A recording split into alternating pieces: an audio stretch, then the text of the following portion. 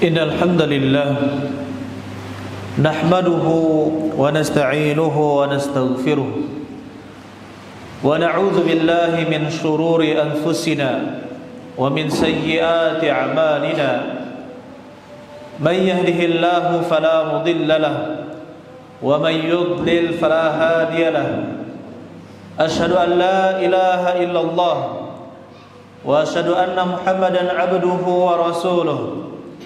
Allahumma salli ala nabiyyina Muhammad wa ala ali Muhammad kama sallaita ala Ibrahim wa ala ali Ibrahim innaka Hamidum Majid.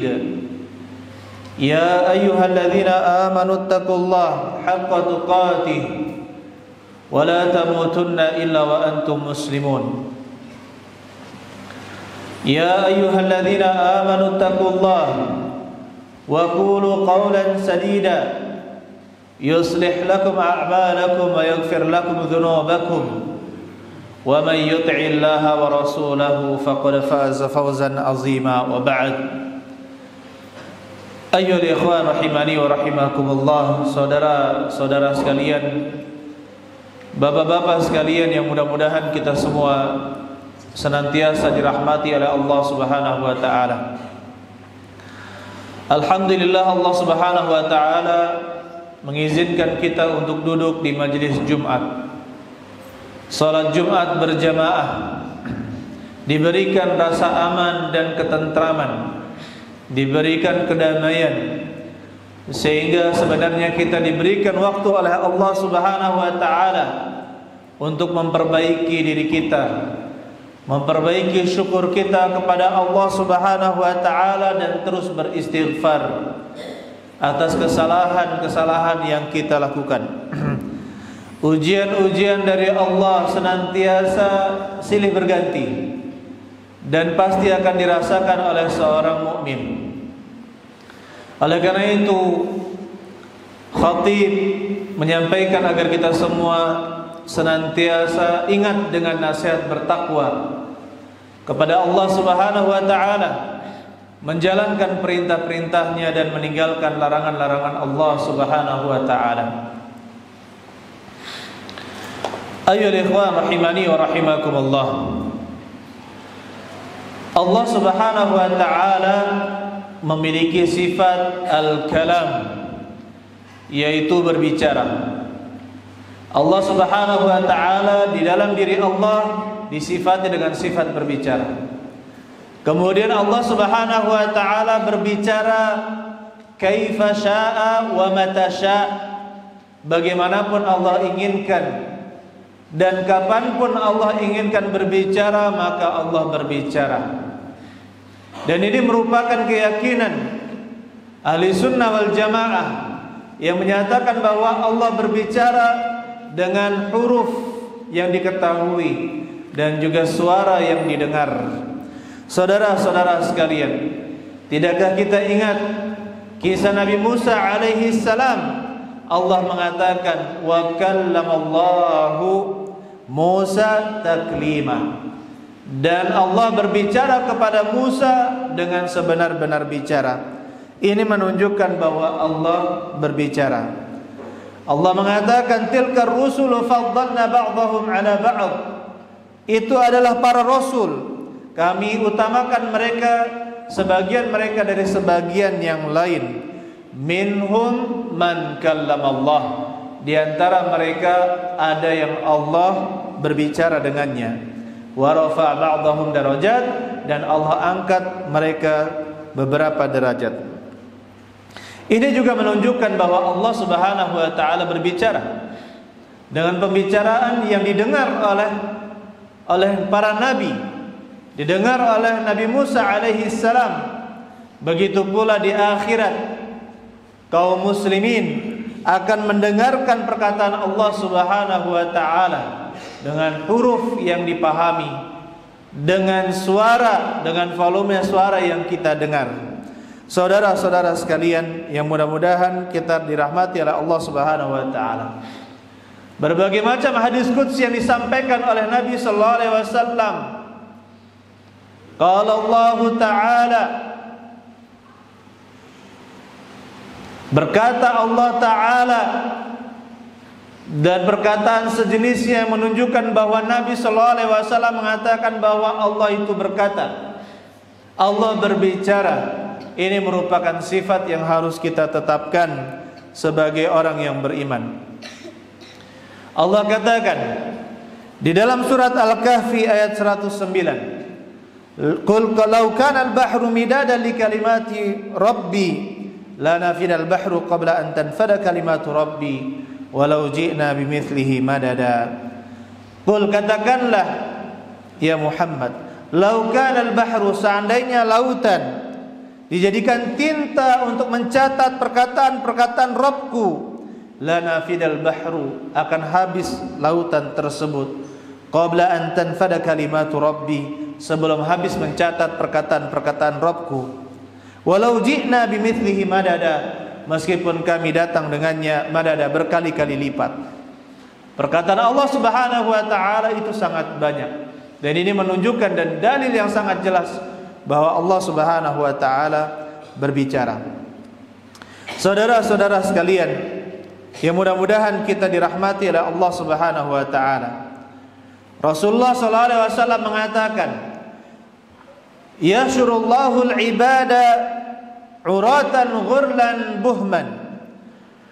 Allah akan mengumpulkan para hamba uratan, dalam keadaan telanjang, ghurlan, tidak disunat, buhman, tidak bisa berbicara, laisa ma'ahum syai', mereka tidak memiliki apapun. Fayunadihim bisautin yasma'uhu, kemudian Allah memanggil, menyeru, bisautin, dengan suara, yasma'uhu min bu'din kama yasma'uhu min qurbin. Orang yang jauh mendengar suara Allah sebagaimana orang yang dekat mendengarnya. Berarti volume suara Allah Subhanahu wa taala itu ada dan didengar dengan volume yang sama, yang jauh maupun yang dekat. Apa kata Allah Subhanahu wa taala? Anal Malik, saya adalah raja, wa ana dayyan, dan saya adalah ad-dayyan. Ad-dayyan adalah al-malikul muta', alladhi yujbirun nas li'ibadatillah. Al-Malik al-Muta', raja yang ditaati, yang memaksa manusia agar para hamba menyembahnya. Saudara-saudara sekalian, kita dengar tadi bahwasanya Nabi sallallahu alaihi wasallam mengabarkan bahwa Allah memanggil dengan suara yang didengar oleh hamba-hamba Allah Subhanahu wa taala. Dan di antara kalamullah adalah al-kutub al-munazzalah, yaitu kitab-kitab suci yang diturunkan kepada para nabi, wahyu yang diwahyukan kepada nabi, itu semuanya adalah kalamullah. Taurat, Injil, Zabur, dan yang lainnya yang diturunkan kepada nabi berupa wahyu, itu adalah kalamullah, perkataan Allah Ta'ala. Termasuk juga Al-Quran. Al-Quran adalah kalamullah, perkataan Allah Subhanahu wa taala, berasal dari Allah dan akan kembali kepada Allah Subhanahu wa taala. Dan Al-Quran itu bukan diciptakan, Al-Quran itu bukan makhluk, tetapi Al-Quran itu diturunkan oleh Allah Subhanahu wa taala. Barang siapa yang mengatakan bahwa Al-Quran adalah makhluk, maka dia telah menyelisihi akidahnya Nabi SAW dan para sahabatnya. Dan dengan sebab itulah ayyuhal ikhwan, dulu Imam Ahmad disiksa karena tidak mau mengatakan Al-Quran adalah makhluk. Al-Quran adalah kalamullah, perkataan Allah Subhanahu wa taala.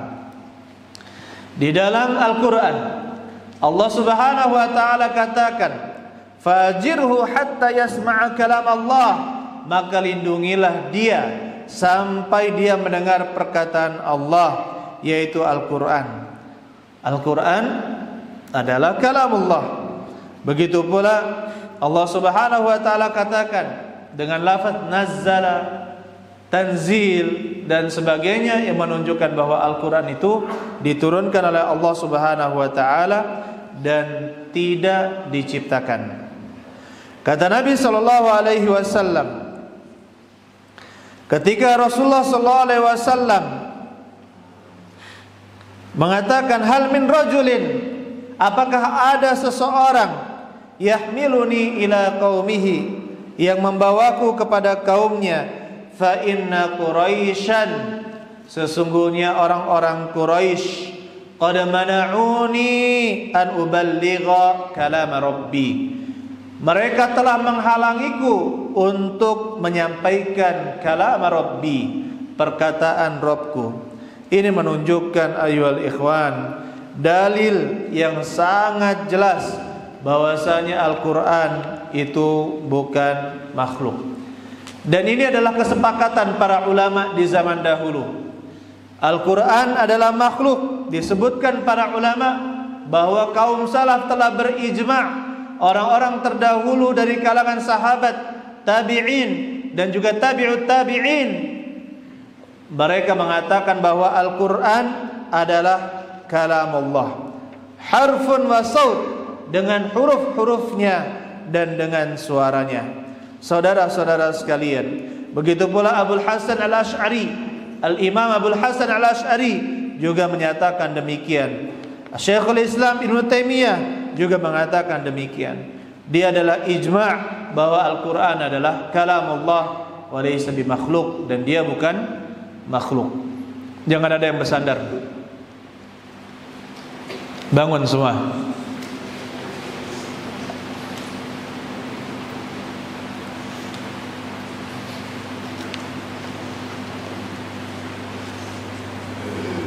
Jangan terulang lagi seperti ini.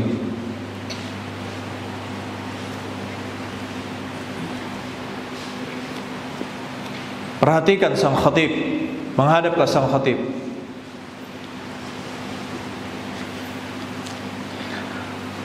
Kemudian ayyuhal ikhwan, Al-Quran kalamullah, ini sesuatu yang disepakati oleh para ulama. Kemudian muncullah ahlul bid'ah yang mengatakan bahwa Al-Quran itu adalah makhluk. Na'udzubillahi min dzalika. Saudara-saudara sekalian, ketika kita mendengar Nabi sallallahu alaihi wasallam mendapatkan wahyu dari Allah berupa Al-Quran yang disampaikan oleh malaikat Jibril alaihi salam, Nabi sallallahu alaihi wasallam mengatakan kalau Allah taala, Allah Rasulullah sallallahu alaihi wasallam membacakan Al-Quran yang dinukilkan oleh malaikat Jibril alaihi salam. Allah berkata, malaikat Jibril menyampaikan kepada Nabi Muhammad sallallahu alaihi wasallam, maka nukilan itu adalah perkataan Allah Subhanahu wa taala. Begitu pula ketika ditulis oleh para sahabat dan juga para tabi'in, yang tertulis di dalam Al-Quran, di dalam mushaf Al-Quran, itu adalah perkataan Allah Subhanahu wa ta'ala. Sebagaimana kalau saya berdiri di sini mengatakan jangan tidur, ada orang mengatakan, si A mengatakan, Ustadz Said mengatakan jangan tidur, menyampaikan ke B jangan tidur, jangan tidur, jangan tidur. Ditulis oleh D, E, F sampai Z. Z menulis jangan tidur. Tulisan jangan tidur itu perkataan siapa? Perkataan saya. Perkataan yang pertama kali mengatakannya, walaupun dia berupa tulisan jangan tidur, itu adalah perkataan yang pertama kali mengucapkannya. Sama Allah Subhanahu wa ta'ala juga demikian. Allah mengatakan, kemudian disampaikan oleh malaikat Jibril, disampaikan oleh Nabi Muhammad sallallahu alaihi wasallam, kemudian dicatat berupa mushaf, disampaikan dengan riwayat, baik dengan hafalan para qurra, para penghafal Al-Quran, diriwayatkan juga dengan mushaf. Itu bersanad, tidak ada perubahan dalam huruf. Inna nahnu nazzalna dzikra wa inna lahu lahafizun. Sesungguhnya kamilah yang menurunkan adzikr, yaitu Al-Quran, dan sesungguhnya kami juga yang menjaganya. Allah menjaga Al-Quran dengan dua cara. Menjaga di hati-hati para penghafal Al-Quran, dan juga menjaga dengan catatan-catatan di mushaf. Itu semua adalah perkataan Allah Subhanahu wa ta'ala. Barakallahu li wa lakum wa jami'il muslimin.